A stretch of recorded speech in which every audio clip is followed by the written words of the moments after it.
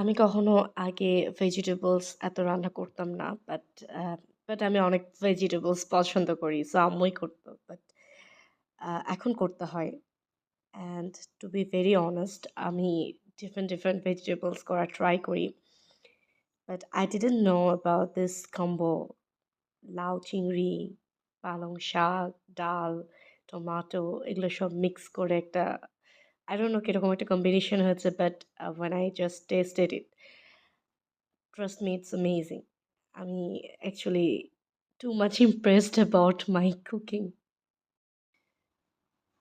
Clearly হয়তোবা আমার camera কোয়ালিটির জন্য বোঝা যাচ্ছে না কারণ আমি অলরেডি খেতে বসেছি।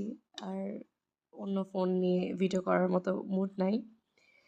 But a but I feel a bit guilty যে আমি কেন ভিডিওটা করলাম না। কারণ আমি এর পরের বার যখন রান্না করব, তখন যে at a time সবকিছু কম্বিনেশন পাবো কিনা তার গ্যারান্টি নাই।